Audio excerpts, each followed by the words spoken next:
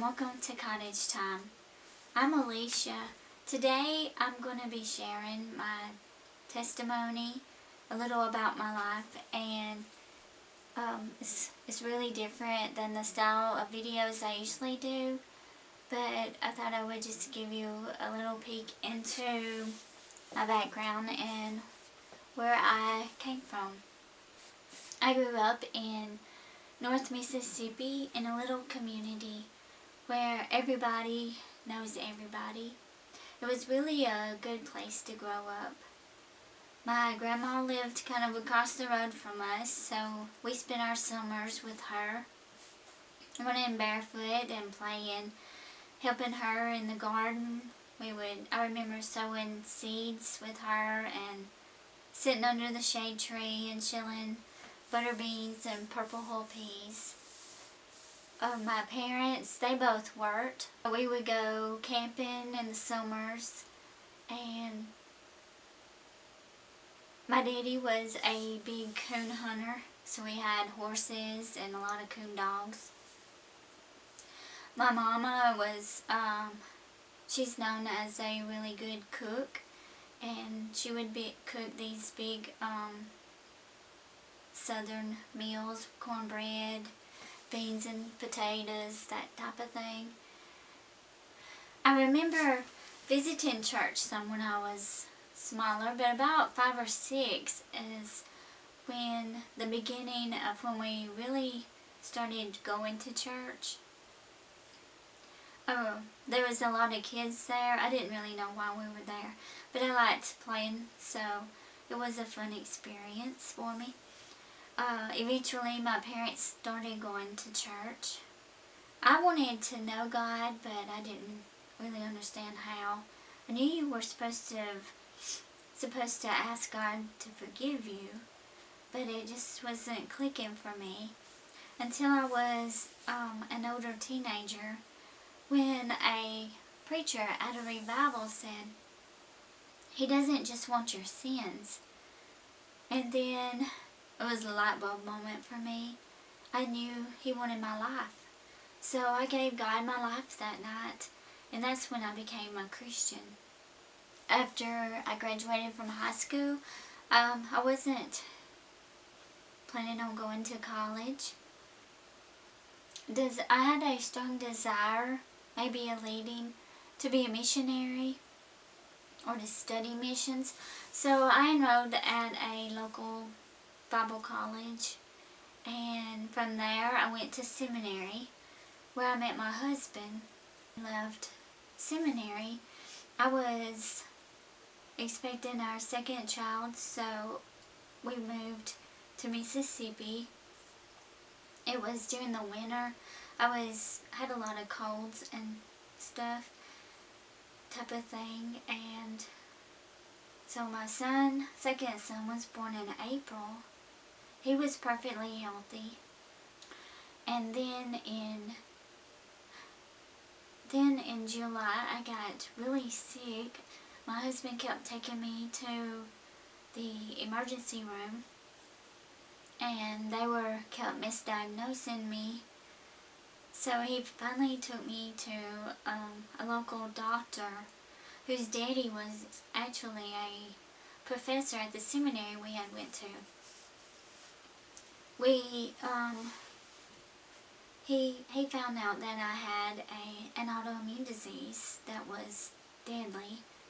So I was taken to the hospital by ambulance. I remember being really scared and kind of in a daze. It was like a bad nightmare. But I was in the ICU. I don't remember how long.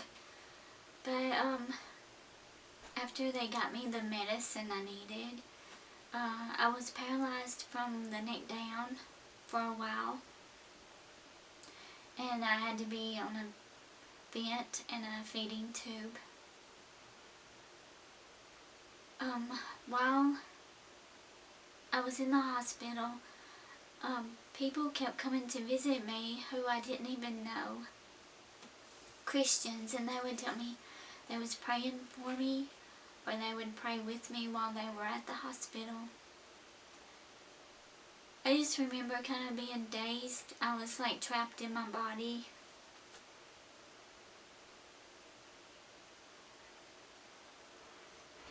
But it wasn't until after I got out of the hospital that God brought this verse to me and let me know that every time those Christians came to visit me, they were being Jesus to me. And it is in the book of Matthew, in chapter 25. It's at the judgment, starting in verse 35. For I was hungry, and you gave me something to eat. I was thirsty, and you gave me drink. I was a stranger, and you invited me in. Naked, and you clothed me. I was sick, and you visited me. That's the part that God brought to my attention. I was in prison, and you came to me. Then the righteous will answer him, saying, Lord, when did we see you hungry and feed you, or thirsty and give you drink?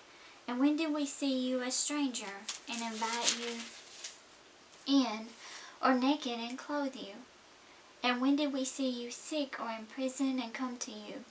And the king will answer and say to them, Truly I say to you, to the extent that you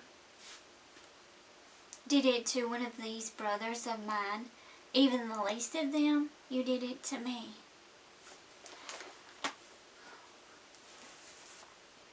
So God let me know that He was with me. I know He healed me. I had to learn how to walk again.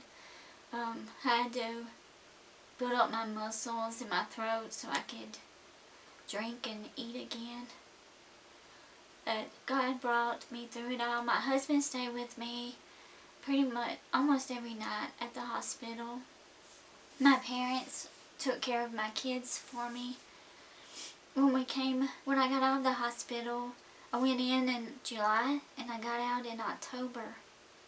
While I was in the hospital, my daddy found out that he had lung cancer. And so I was still taking therapy when I got out. And in January, my daddy passed away. That was a really hard season for me.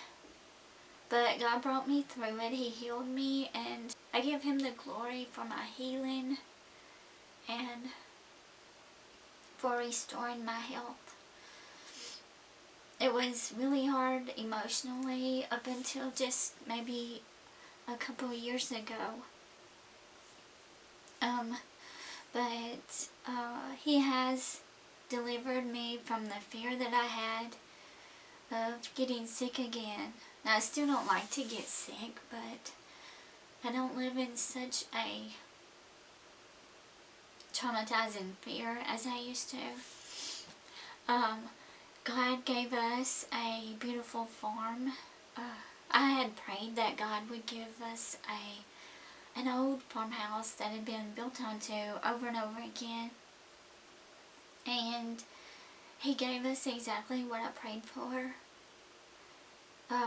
Sean says that I should be careful what I pray for because we're still renovating. He says we should probably tear it down and start over. But I'm really thankful for God giving us this little farm, and I call it my cottage. We slowly renovate as we can. I have a garden. Every year I learn a little bit more about gardening, and I just wanted to make this video to encourage you, if you're going through a hard season, to